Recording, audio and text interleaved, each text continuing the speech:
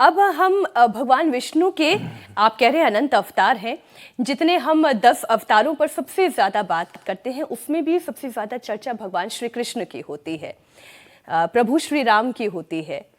लेकिन बात वामन अवतार की भी हो, परशुराम जी की भी हो, मत्स्य अवतार की भी हो, नरसिंह अवतार की भी हो और कुर्म की भी हो, तो इसे आप समझाएं, इन दशा अवतारों की भूमिका, इनका बल, इनका सामर्थ्य और इनके आने का प्रयोजन क्या? सब मानव को सिखाने के लिए ही कुछ ना कुछ लीलाएं करते हैं।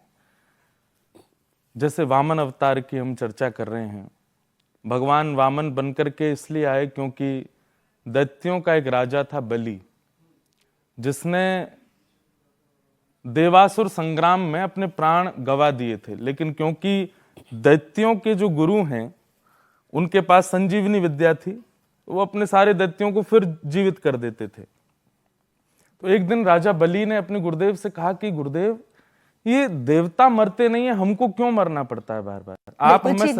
आप हमें संजीवनी विद्या से जीवित कर देते हैं, इनकी मृत्यु नहीं होती, हमारी ही क्यों होती है? तो फिर बताया गया कि उन्होंने अमृत धारण कर रखा है। बोले अमृत को नाश, अमृत के अलावा कुछ और नहीं है जिससे हम लोग अमर हो जाएं। तब दैत्यों के गुरु श्री शुक्राचार्य जी कहते हैं, ब्राह्मण यदि आशीर्वाद दे दे, ब्राह्मण यदि प्रसन्न होकर के आपको विजयी भव का आशीर्वाद दे दे, तो यह संभव हो सकता है कि आप देवताओं पर विजय प्राप्त करो। तब बलि ने महादेव का आराधन कराया, अनेक ब्राह्मणों को बुला करके सबको खूब सुंदर दक्षिणा प्रदान की, खूब प्रसाद पवाया। सब ब्राह्मणों ने एक साथ एक स्वर में आशीष दिया, विजयी भव। और बलि ने उसी आशीष को लेकर के स्वर्ग पर चढ़ाई कर दी। देवता पहले तो लड़ने के लिए आगे गए, लेकिन विजयी भव का आशीर्वाद मिला था। तो देवता लड़ने के लिए गए, लेकिन तभी कहा कि भाई ये इतने कॉन्फिडेंस में कैसे आ रहा है हमसे लड़ने, इसको पता नहीं है हमने अमृत पी रखा है।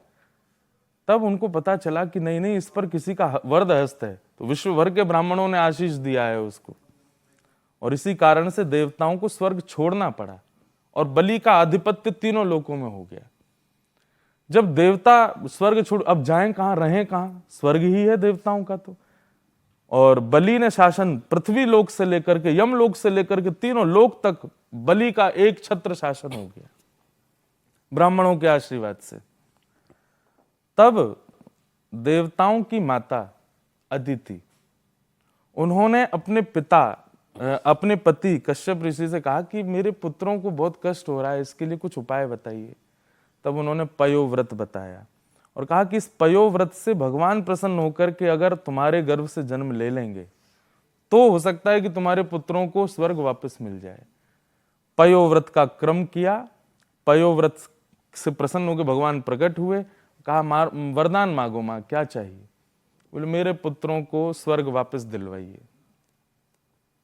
तो भगवान कहते हैं उनको ब्राह्मणों का आशीर्वाद लगा है, बलि को, और ब्राह्मण के आशीर्वाद को कोई उन्हीं ब्राह्मणों के समान ब्राह्मण ही आकर के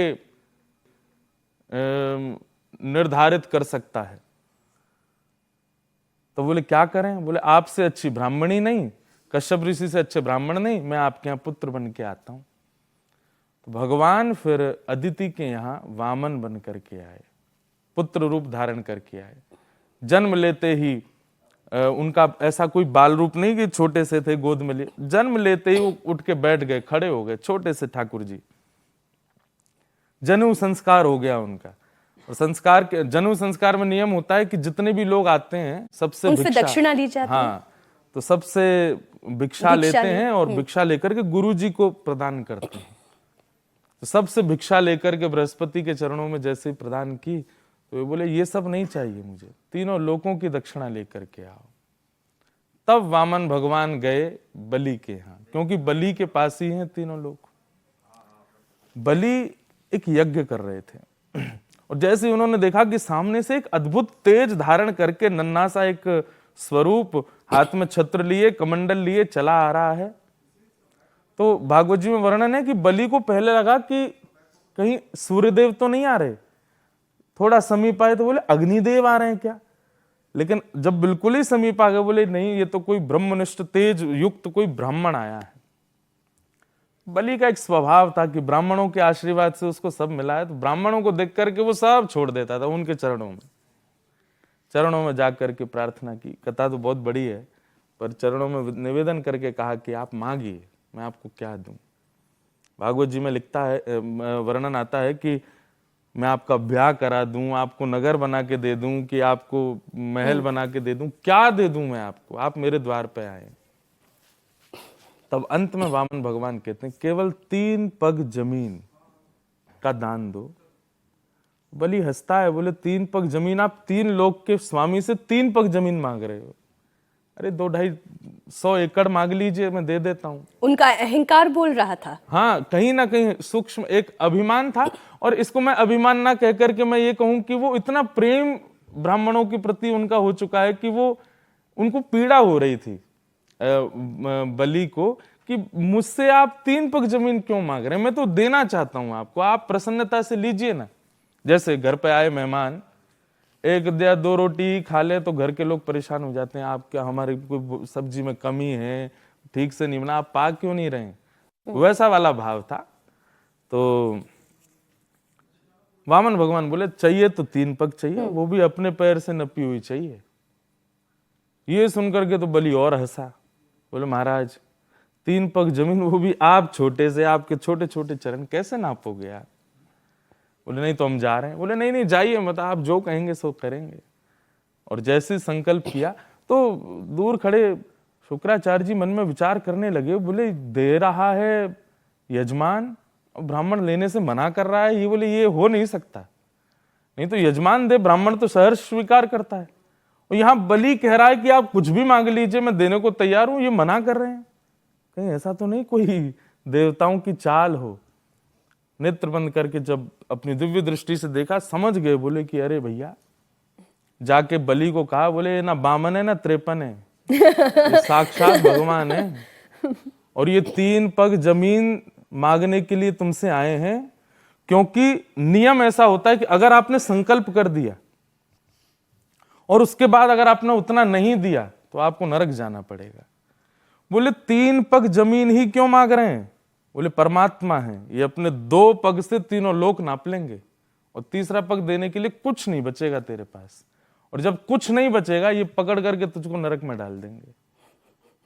गुरु ने सब स्पष्ट कर दिया, लेकिन बलि का ऐसा विश्वास ब्राह्मणों के प्रति, वो गए जाकर के गुरुदेव से कहते हैं, बोले गुरुदेव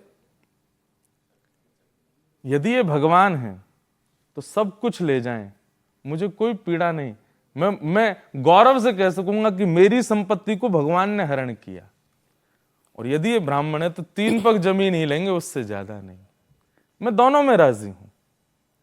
जैसे ही गए, जा करके संकल्प दिया, भगवान विराट हो गए, और विराट 2 पग से तीनों लोक नाप लिए ठाकुर जी ने, और कहा वासुकी नाग को कि जाओ इसको बंदी बना लो, लपेट लो इसको अपने आंचल में। इसने 3 पग जमीन देने का वरदान दिया था, 2 पग में मैंने सब नाप लिया, बता मैं तीसरा पग कहां रखूं? तब जो बात वहां पर बलि ने कही, उससे ठाकुर जी उसके मुरीद हो गए, उसके प्रेमी बन गए। बलि कहता है कि नाथ आपने संपत्ति स्वीकार कर ली, पर संपत्ति का स्वामी तो अभी भी खाली बैठा है, तीनों लोकों का स्वामी हूं मैं, आपने मेरी संपत्ति तो ले ली पर स्वामी तो अभी भी बैठा है, तीसरा पग मेरे सिर पर रखिए।